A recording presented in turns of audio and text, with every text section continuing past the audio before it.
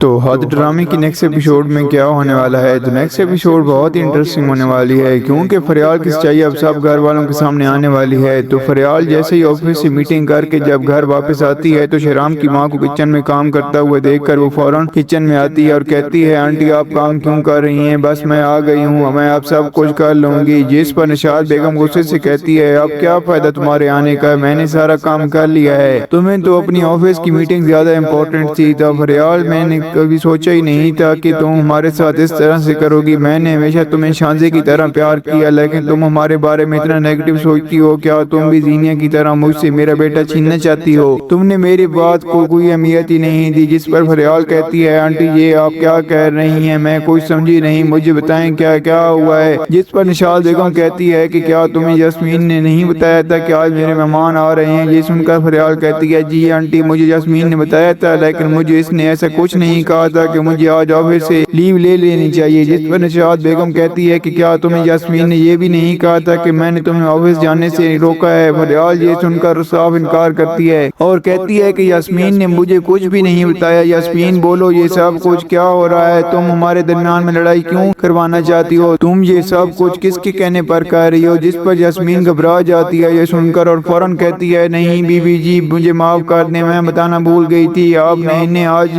Office جانے سے روکا ہے۔ نشاط بیگم بھی یاسمین پر بہت زیادہ غصہ ہوتی ہے اور کہتی ہے کہ خبردار، اگر آج کے بعد تم نے گھر والوں کے سامنے کسی بھی طرح کا بھی جھوٹ بولا اور بولنے کی کوشش کی تو مجھ سے برا کوئی نہیں ہوگا۔ فریال بیٹا مجھے معاف کر دو، جب یاسمین نے مجھے تمہارے بارے میں یہ سب باتیں بتائیں تو مجھے زینیا یاد آ گئی کہ زینیا بھی اسی طرح سے جھوٹ بولتی تھی اور میرے بیٹے کو لے کر مجھ سے الگ ہو گئی، میں اب اپنے بیٹے کو کھونا نہیں چاہتی۔ جس پر فریال کہتی ہے کہ آنٹی آپ پریشان نہ ہوں، شہرام آپ کے بیٹے ہیں اور آپ کے ساتھ ہی رہیں گے۔ جبکہ شانزے اپنے آفس سے گھر آنے کے لیے گاڑی کا ویٹ کر رہی ہوتی ہے، لیکن اس کا ڈرائیور کسی اور کام میں مصروف تھا۔ اتنے میں فیروز وہاں پر آتا ہے اور شانزے کو لفٹ دیتا ہے، وہ کہتا ہے کہ چلیں آئیں، میں آپ کو آپ کے گھر چھوڑ دیتا ہوں، ویسے بھی آفس میں میرا کام ختم ہو گیا ہے۔ اب چونکہ یہاں پر شانزے کو فوراً گھر جانا تھا، کس کی وجہ سے اپنی ماں کے ساتھ کام کروانا تھا، ان کے مہمان آ رہے تھے، فریال بھی آفس چلی گئی تھی، اسی لیے وہ اب فیروز اور شانزے کافی زیادہ باتیں کرتے ہیں۔ گاڑی میں بیٹھ جاتی ہے، شانزے فیروز کو کہتی ہے کہ کیا یہ اتفاق ہے کہ جب بھی کوئی مصیبت ہوتی ہے تو آپ مجھے مل جاتے ہیں؟ یہ سن کر فیروز بھی مسکرانے لگتا ہے اور کہتا ہے کہ یہ تو بہت ہی حسین اتفاق ہے۔ گھر آ کر شانزے فریال کو فیروز کے بارے میں بتاتی ہے اور کہتی ہے کہ فریال ابھی مجھے وہ لڑکا آج پھر ملا، اس کا نام فیروز ہے، مجھے لگتا ہے کہ وہ ایک بہت ہی اچھا لڑکا ہے۔ یہ سن کر فریال کے پیروں کے نیچے سے تو زمین نکل جاتی ہے، ایسے شک ہونے لگتا ہے کہ کہیں شانزے کے ساتھ وہی فیروز تو نہیں جس نے مجھے اینڈ شادی کے دن چھوڑ دیا تھا،